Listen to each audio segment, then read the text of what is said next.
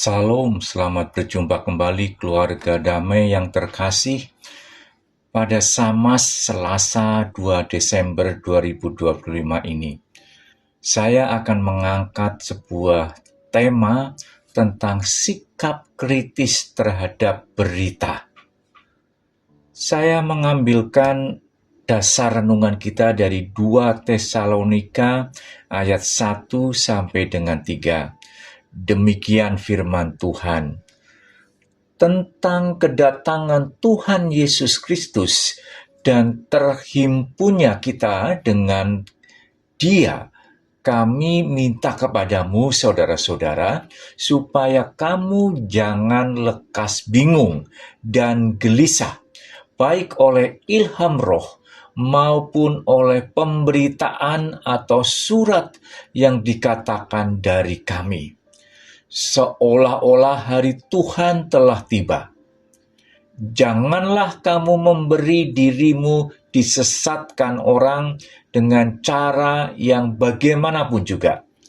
Sebab sebelum hari itu haruslah datang dahulu murtad, dan haruslah dinyatakan dahulu manusia durhaka yang harus binasa. Sebelum kita lanjutkan, mari kita berdoa terlebih dahulu.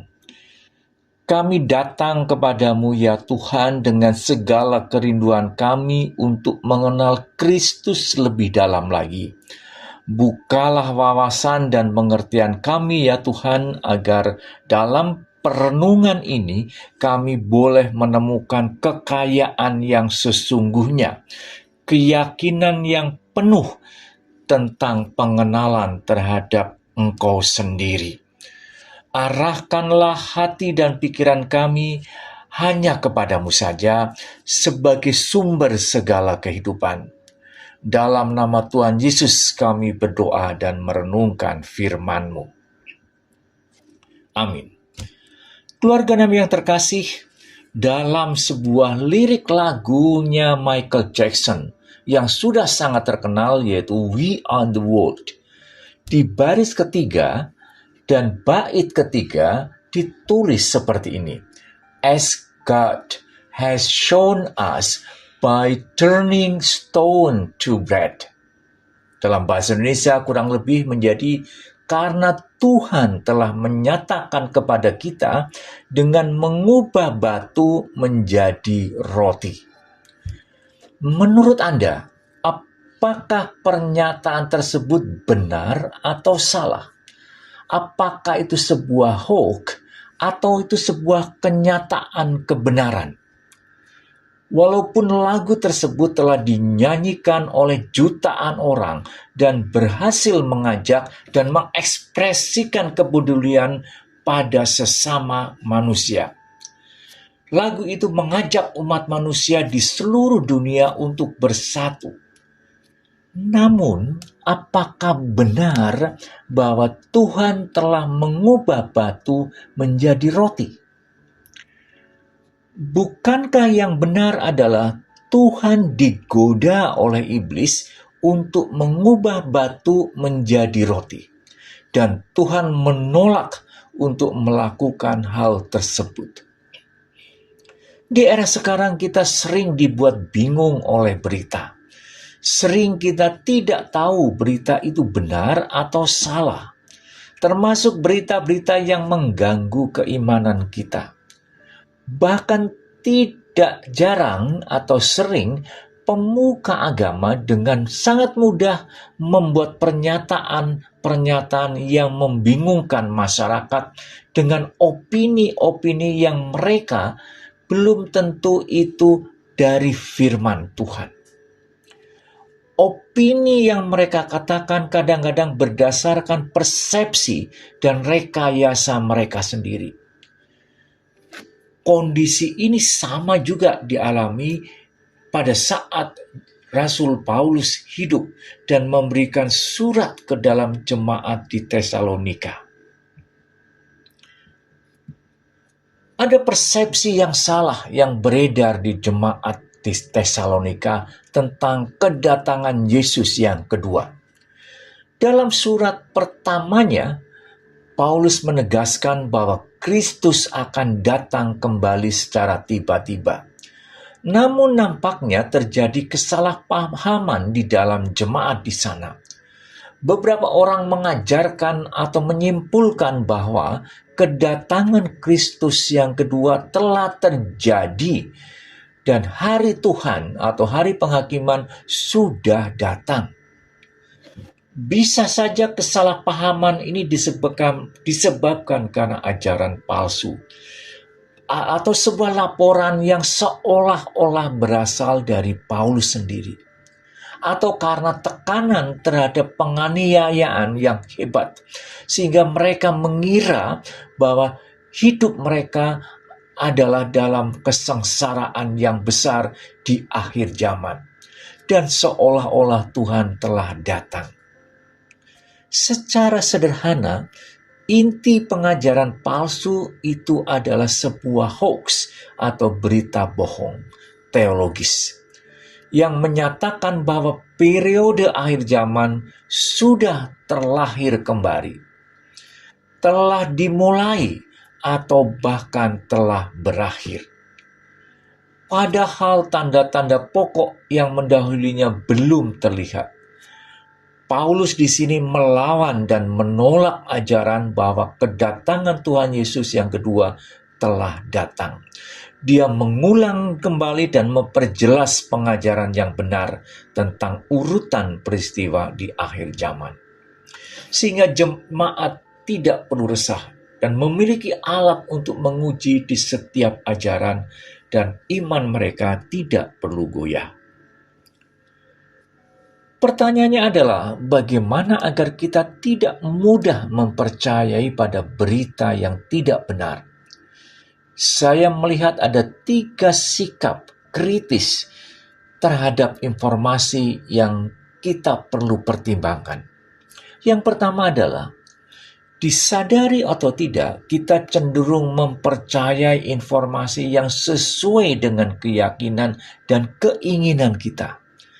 Kalau informasi sesuai dengan keinginan kita, dengan mudah kita percaya, dan sebaliknya, kalau kita tidak meyakini sesuatu, maka kita akan menolak informasi itu. Disinilah kita perlu mengerti, sebaiknya kita perlu menyadari kecenderungan kita ini, sehingga kita perlu dengan sengaja mencari perspektif yang berlawanan untuk menguji apakah informasi yang kita terima itu benar atau salah. Kita harus selalu siap menguji informasi yang kita terima dan menyatakan informasi itu akan benar atau salah. Yang kedua, kita lihat dari sumber informasi itu. Siapa yang membagikan informasi ini? Apakah sumber ini adalah sumber yang bisa dipercaya? Apakah memang ada ahli di bidangnya? Atau bahkan sumber itu hanya ditulis oleh orang yang anonim? Maka selidikilah latar belakang sumber dari informasi itu. Dan yang ketiga adalah, apakah berita menyajikan fakta, data, atau sekedar opini atau emosi? Apakah narasi-narasi berita itu sangat jelas dan tidak mengakui sisi lain, atau tidak membuat berita itu menjadi mendua? Keluarga damai yang terkasih, sekarang kita masuk dalam masa Advent kita. Kita memperingati masa Advent untuk menyambut Natal, yaitu menyambut kedatangan Tuhan yang kedua. Kita rayakan Natal dan Advent ini dengan mata batin kita yang tertuju pada kedatangan Tuhan Yesus. Kita sebaiknya melihat Advent dan Natal ini dalam 3 dimensi waktu. Waktu yang pertama adalah waktu masa lalu, yaitu past. Kita bersyukur atas kedatangan Tuhan yang pertama sebagai juru selamat yang telah mengorbankan diri dan rendah hati. Dan yang kedua adalah masa sekarang, yaitu present. Marilah kita sama-sama hidup dalam ketaatan dan pelayanan sebagai respon atas kasih-Nya yang sudah mengorbankan diri. Dan yang ketiga adalah masa depan, future. Menantikan penuh dengan harapan tentang kedatangan yang kedua sebagai Raja yang mulia. Marilah kita rayakan bersama dengan Natal dengan 3 dimensi waktu itu. Sama-sama kita menantikan Tuhan Yesus. Selamat menantikan kedatangan Tuhan Yesus yang kedua, dan Tuhan memberkati. Mari kita berdoa. Tuhan Yesus yang mengasihi kami, kami datang kepadamu dan dalam Engkau tersembunyi segala hikmat dan pengetahuan. Sementara kami menantikan kedatangan-Mu ya Tuhan, yang penuh kemuliaan, teguhkanlah hati kami, persatukanlah kami dengan kasih, dengan semua orang yang kudus, agar jiwa kami dikuatkan dan diteguhkan dalam iman yang sejati kepadamu. Jangan biarkan kami disesatkan oleh hikmat dunia yang kosong. Arahkan hati kami selalu kepadamu, Sang Sumber segala hikmat, yang penuh dengan kasih dan mengenal tentang kebenaran akan Bapa di surga. Kami percaya dan berharap hanya kepadamu. Dalam nama Tuhan Yesus kami berdoa.